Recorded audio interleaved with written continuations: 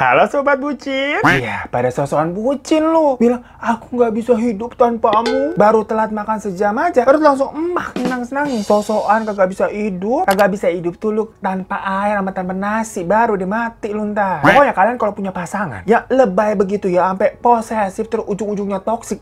Jangan mau, putusin, tinggalin. Yaelah, jangan gila-gila bucin habisnya. Makan tuh cinta, bangun yuk, sadari, bisa yuk. Abis bukannya apa-apa nih gengs. Dari tadi kita ngotot banget ngomong. Gue cuma khawatir aja sama lu pada. Takutnya nanti ujung-ujungnya nih kayak kasus kali ini yang sempat viral tahun lalu di Argentina. Gara-gara bucin dan saking posesifnya, ada seorang cewek yang sampai pura-pura hamil biar kagak diputusin tuh sama pacarnya. Kebanyakan nonton sinetron gue rasa dia. Cuman perkara udah acting hamil, bukannya dinikahi, malah dihabisin geng. Nah lo, apa nggak happy ending? Nggak happy ending nih jadinya kan berarti. Jadi kalau ada pepatah yang bilang jebak aja biar dinikahin, kagak berlaku di cerita ini. Dimana kejadian itu bermula karena ada pemuda tampan kelahiran 2001 namanya tuh Naim Vera. Ya namanya definisi cowok-cowok cakep kali begitu ya. Naim ini tuh memang dideskripsikan oleh orang-orang di sekitarnya nih sebagai sosok boyfriend material. Udahlah dia good looking, sikapnya juga ramah, asik, dan humoris. Ya kagak jauh beda sama gua gitu. Jadi ini bukan cowok-cowok yang tipe-tipe yang kayak sok-sok kegantengan, sok-sok stay cool, biar membangun image bad boy. Kagak begitu. Karena dia suka banget mencairkan suasana dengan bertingkah konyol untuk menyenangkan teman-temannya. Ya bisa dibilang badut juga sih ini orang. Tapi nggak sampai di situ ibu-ibu. Gue yakin nih banyak yang pada ngantri nih. Pengen jodohin anaknya sama dia. Kebiasaan nih pada mama. Selain sifatnya emang bagus, Naim juga dibesarkan di lingkungan yang terdidik. Karena dia merupakan putra dari seorang dokter ahli bedah yang cukup terkenal di Argentina. Nah, orang tuanya dokter profesi lagi. Makmur itu hidupnya pasti. Udah gitu, walaupun bisa dibilang background keluarganya tuh mapan dan berpendidikan juga, Naim ini selalu diajarkan untuk menghargai siapa saja dan jangan pilih-pilih teman. Makanya banyak banget orang-orang yang mau berteman sama dia. Tuh berarti ini buah jatuh nggak jauh dari pohonnya. Jadi emang pondasinya orang tuanya baik, didik anaknya juga bener, ngasilin buah yang matang nih kayak begini. Ibarat kata si Naim nih, kalau buah durian, masuknya ke jenis musang king. Saking enaknya tuh dicari banyak orang dan harganya mahal. Kayak yang sering dimakan sama sis Gakor. Jadi kebayangkan siapa sih cewek yang kagak kepincut sama sosok si Naim? Seperti salah satu cewek ini yang bernama Brenda Michaela Gordillo yang emang udah fangirling banget sama dia. Yang padahal usia Brenda ini tuh 5 tahun lebih tua dari si Naim Vera. Jadi jatuhnya ini naksir berondong geng. Tapi ibarat kata pucuk dia cinta ulang pun tiba, Brenda emang udah suka banget sama si Naim. Akhirnya bisa saling mengenal setelah dia nih meminta teman-temannya semacam comblangin dong jodohin gua sama dia. Jadi kayak emang udah usaha banget nih si Brenda. Kayak minta temennya buat dikenalin kan. Terus temennya yang kebetulan kenal sama temennya Naim nih bilang lagi untuk merencanakan kayak ntar nih ketemuan sosokan di restoran gitu. Terus kenalin gue deh. Bisa-bisaan nih si Brenda ngincer berondongnya ya. Soalnya waktu itu si Naim ini baru berusia 19 tahun. Dimana dia merupakan anak baru yang baru aja masuk menjadi mahasiswa kedokteran di Universitas Nasional Catamarca. Sementara Brenda itu sudah berusia 24 tahun dan merupakan seorang atlet hoki lokal di Argentina. Waktu mereka ditemuin, semuanya udah ngebat udah kelihatan kalau si Brenda yang suka duluan nih sama si Naim. Ya gimana sih kalau ada temen lu udah bucin banget, kebaca banget udah tingkahnya, sampai kita suka enak sendiri kayak apa sih lu? Cuma si Naim nih biasa aja udah sama Brenda lempeng. Ya dia kan taunya kayak nggak sengaja dikenalin aja udah sama temannya. Semacam kayak, Im, gila akrab banget kita panggilnya Am ya. Kenalin nih temen gue Brenda. Ya udah pasti si Naim cuma kayak Naim gitu aja. By the way dari tadi manggilnya Naim kayak nama Betawi ya. Berasa Haji Naim gitu yang tukang urut di Cipete. Ya tapi kayak dari awal si Brenda ini kan emang udah usaha terus kayak pepet terus, gaspol gitu ya. Akhirnya pada Desember 2019, mereka berdua jadian tuh. Tuh gengs, berarti usaha tidak mengkhianati hasil. Dapat juga tuh si Brenda. Dan kebetulan itu adalah kali pertamanya si Naim ini pacaran. Jadi si Brenda ini pacar pertamanya si Naim gengs. Gemes ya. Karena sebetulnya orang tua Naim itu tuh dari dulu kayak nasehatin buat jangan pacaran dulu ya lu tong. Fokus kamu pendidikan dulu aja. Ntar kalau kamu udah lulus, udah kerja baru deh, lu download tuh Tinder. Alhasil mereka pun jadinya semacam backstreet pacarannya. Ya Naim maksudnya nggak mau ngecewain orang tuanya aja. Minggu-minggu awal mereka jadian semuanya masih fine-fine aja, masih anget gimana sih gengs? Cuma di situ Brenda ini sempat ngerasa ini si Naim kok rada cuek banget ya jadi laki. Terus kagak ada romantisnya, kagak ada perhatian, ngajaknya ke Alfamart ke kemana ke? Ya mohon maaf namanya juga laki kan karena punya dunianya sendiri suka lupa apalagi kalau lagi main game Mobile Legend sama tanding futsal yang maaf kata kan begitu ya. Namun di sisi lain ingat si Naim ini kan baru pertama kali pacaran. Jadi pengalamannya juga nihil nol, kagak ngerti dia harus bagaimana. Masih clueless clueless, gengs. Ya namanya anak baik-baik, anak polos ya. Kayak lugu banget nih, kayak gue lah pokoknya. Emang kalau orang pacaran ngapain sih, geng? Kasih tahu ya, kita komen di bawah. Abis kan gue juga suka bingung. Kalau orang pacaran kenapa suka gelap-gelapan sih? Terus ngapain gitu masuk ke semak-semak makan bakso bareng di situ? Atau kalau udah malam kok bukannya pulang tapi malah mampir ke hotel? Itu ngapain sih, geng? Nonton Squid Game bareng-bareng atau gimana? Kasih tahu ya, komen di bawah ya. Nah, karena Noob alias pemula banget. Beberapa minggu setelah pacaran, nah ini nggak ada perkembangannya. Alias ya udah cuek banget dan malah makin sering mainnya sama teman-temannya daripada berdua sama si Brenda. Mulailah si Brenda ini kelihatan sifat aslinya. Dimana dia makin hari makin posesif, yang cenderung ke arah toksik. Ya dari awal kan Brenda emang udah bucin banget. Pas udah dapet nih, dia insecure. Punya pacar ganteng, anak fakultas kedokteran dari keluarga tajir.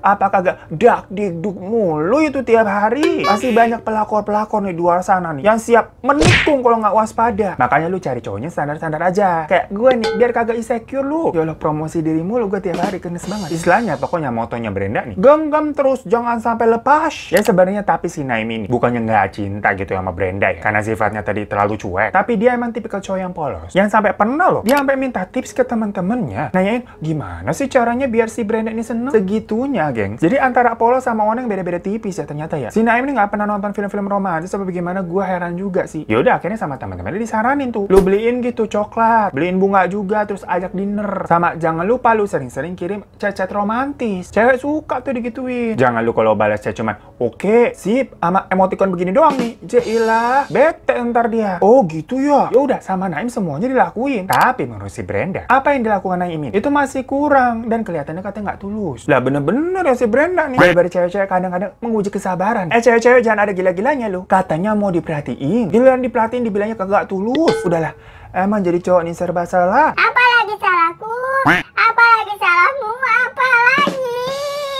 Jadinya baru sebulan mereka pacaran, mereka udah sering berantem, ngeributin hal-hal yang kecil yang sepele. Nah, si Naimnya masih muda, yang basic hidupnya tuh pengen seru dan asik-asik aja. Mulai ngerasa terbebani nih, dan nggak betah dicecer sama Brenda mulu. Kok gini amat ya punya pacar? Bukannya bikin happy lah, malah bikin ruwet. Udahlah, mendingan sendiri aja biar nggak ribet. Bener aja, setelah 2,5 bulan pacaran, Naim mengatakan kalimat horor yang ditakuti sama si Brenda, yaitu, kita putus. Ya karena saat itu Naim ini merasa hubungannya udah nggak sehat dan jadinya toksik. Daripada menyakiti satu sama lain, jadi maaf banget ya, kamu terlalu baik buat aku. Kita sampai di sini aja ya. Ya namanya cowok pikirannya masih muda nih, logis dan simpel-simpel aja. Sementara pihak ceweknya atau si Brenda jatuhnya malah sinetron. Pas dia diputusin, langsung dia nangis-nangis bilang nggak mau. Bahkan Brenda ini sampai mengancam bakal bunuh diri. Cuman si Naim ini mikirnya kayak, ayolah gretak sambal doang paling lu. Drama banget, mana mungkin lah berani bunuh diri. Dan di situ Naim tetap bilangnya, enggak, kita putus. Lalu pada tanggal 24 Februari 2020, gak lama abis mereka putus nih, ceritanya si Naim tuh lagi nongkrong sama teman-temannya gitu. Tiba-tiba ada sekelompok orang datang nih dan langsung gebukin Naim sampai babak belur. Di situ orang-orang yang mukulin ngancam dengan bilang, awas ya lu, kalau berani nyakitin Brenda, lu bakal mati. Nah, kurang sinetron apa tuh? Karena kejadian pemukulan itu terjadi di hadapan teman-temannya Naim, mereka berencana untuk lapor polisi karena jatuhnya ini udah penganiayaan dan tindakan kriminal juga dong. Tapi di situ Naim nih menenangkan teman-temannya dengan bilang, udah nggak apa-apa, slow aja udah, biar gue selesain masalah ini sendiri aja. Kayak tokoh-tokoh utama yang stay cool begitu. Ini geli gue sama diri gue sendiri. Tapi geng, ternyata si Naim gak semalaikat itu buat ikhlas dipukulin. Karena ternyata dia mau menyelesaikan dengan cara yang lebih sinetron lagi. Jadi Naim ini pergi ke toko untuk beli racun hewan dan minta tolong temennya untuk memasukkan racun itu ke dalam minumannya si Brenda. Tapi anehnya, abis minum minuman yang udah dikasih racun, si Brenda ini kok kelihatannya baik-baik aja ya. Gak ada tanda-tanda orang keracunan. Aneh banget geng. Ini kalau dimasukin ke segmen teman cerita, curiga si Brenda nih punya kodam nih fix nih. Jadi mistis. Ya cuman soalnya kayaknya sih temen yang tadi disuruh tuh gak beneran melaksanakan perintahnya si Naim karena dia takut. Jadi ya emang itu minuman gak dikasih racun aja. Ntar kalau kenapa-napa kan dia juga yang kena. Si Naim ntar kabur lagi, main nyuruh-nyuruh doang. Intinya rencana pertama berarti gagal kan. Naim akhirnya mengurungkan niat untuk mencelakai Brenda. Dia kira ya udahlah, ntar lama-lama si Brenda ini juga capek neror-neror gua. Bayar orang melulu gitu kan, keluar duit kan capek ya buat nyuruh orang mukulin gua gitu. Padahal Naim gak tahu aja nih kalau Brenda itu tipe-tipe cewek yang ambi alias ambisius. Yang curiga dia Aries atau Leo nih jangan-jangan. Dari awal aja kan udah usaha banget tuh mepet dapetin si Naim. Ini Naimnya lepas. Wah nggak bisa nih, harus balik gua dapetin lagi. Kan begitu ya. Akhirnya Brenda mulai ngancem dengan bilang katanya dia bakal ngasih tahu orang tuanya Naim kalau selama ini mereka ini pacaran dengan cara backstreet. Dan dia di situ juga ngasih lihat foto hasil tes pack gitu yang menandakan positif hamil. Karena dia bilang,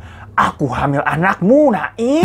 Langsung si Naim lah panik. Mampus gue kan gitu ya. Akhirnya timbul tuh langsung niat jahat untuk mencelakai Brenda. Hingga pada tanggal tanggal 1 Maret 2020, Naim mulai ngajakin Brenda untuk bertemu di apartemen milik neneknya. Waktu itu Naim sengaja mau ketemuan di situ karena tahu kondisi apartemen dari neneknya itu emang kosong. Ya si Brenda diajakin kayak gitu langsung capcus ke sana. Karena dia tahu nih kayak, rencanaku berhasil. Kamu nggak bisa lepas dari aku karena ini pasti kamu mau ngajak balikan dan mau kembali enak-enak denganku.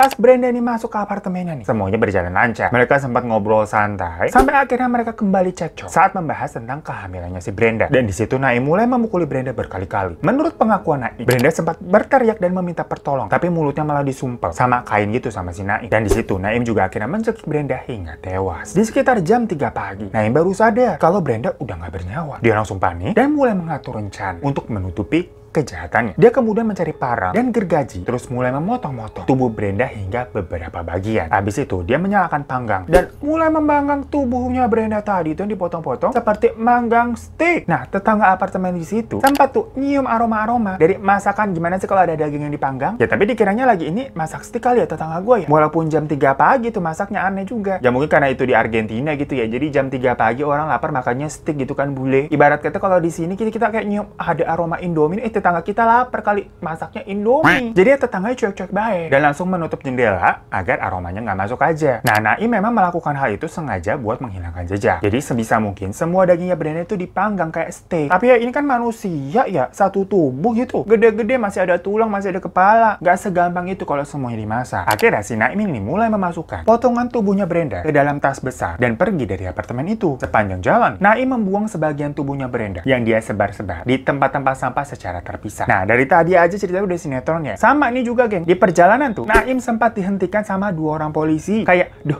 kebetulan banget nggak sih? Dan Naim yang agak panik nih, karena di dalam mobil ini masih ada beberapa potongan yang belum dibuang. Itu udah keringet dingin. Tapi di situ si polisi ternyata cuma ngecek SIM sama STNK. Karena dikira malam-malam nih orang mabok nggak nyetir sendirian. Udah gitu doang. Abis itu si Naim disuruh jalan lagi. Kan sinetron banget nggak tuh? Hampir udah ketahuan. Ya udah akhirnya si Naim membuang sisa bagian yang masih ada di dalam mobilnya. Setelah selesai membuang seluruh potongan dari Brenda, Naim pulang ke rumahnya. Tapi balik lagi, karena dia sebenarnya anak baik ya. Perbuatannya itu membuat kayak dia nih kalut, ketakutan, dan gak bisa diem gitu. Jadi di pagi harinya, akhirnya dia langsung jujur curhat ke ayahnya, ngomong kalau katanya dia baru saja menghabisi nyawa seseorang. Allahu Akbar. Naim, kalau ujungnya lu ngaku secepat itu, ngapa capek-capek lu mutilasi sampai bikin steak? Dari awal langsung aja lu curhat sama bapak lu. Bener-bener ya lu lu minta duit aja tuh sama bapak lu kan kaya buat tes DNA, kelar. Capek banget gue denger dari tadi udah cerita ya lah. Bener-bener nih orang cakep doang tapi otaknya nggak dipakai. Nah, mendengar cerita anaknya itu, ayah Naim langsung menelepon kerabatnya yang pengacara untuk minta nasihat. Dan sorenya mereka bertiga pergi itu ke kantor polisi untuk menyerahkan diri. Dan Naim ini diminta untuk mengakui semuanya. Saat itu juga Naim Vera dinyatakan bersalah. Namun dia nggak langsung dipenjara karena orang tuanya itu memberikan jaminan dengan membayar hampir sebesar 200 juta. Dan sambil menunggu persidangan yang sempat terkendala karena pandemi ya tahun 2020, Naim Vera ini tetap nggak ditahan, geng, dan hanya dikenakan wajib lapor aja. Nah tapi gengs, uniknya kalau di Argentina ternyata apa yang dilakukan sama keluarga Naim ini tidak dikategorikan kayak apa ya, bukan nyogok. Soalnya memang ada peraturan yang di sana nih bahwa selama ada penjamin dan tersangkanya kooperatif, sebelum putusan hakim itu boleh nggak dipenjara dan dikenakan wajib lapor aja. Tapi begitu beritanya nih di up ke media, ya lain lagi ceritanya, Kak. Pada marah lah netizen. Menurut mereka, undang-undang itu hanya berpihak ke orang yang punya duit aja tanpa memikirkan perasaan korban dan keluarga yang ditinggalkan. Ya gimana pun juga kan emang itu pembunuh. Udah ketahuan nih bunuh orang, kok ya dibiarin enak-enak tidur di kasur perkara dia bisa bayar, kan apa kabar dunia. Jadi kasus ini tuh viral di media massa sama di media sosial juga, di Twitter dan Instagram tuh rame. Pokoknya sampai rame-rame tuh bikin hashtag Justicia pour Michaela atau keadilan untuk Brenda Michaela Gordillo. Nah tapi kasus ini nggak jauh beda sama kasus yang baru-baru aja terjadi di sini, geng. Naim ini kan good looking ya. Jadi ada kubu-kubu tuh yang pro dan kontra mengenai cerita pembunuhan ini. Nanti kalian komen di bawah ya. Dan tapi di sana viralnya nggak main-main, geng. Sampai ada demo besar-besaran yang terjadi di mana-mana.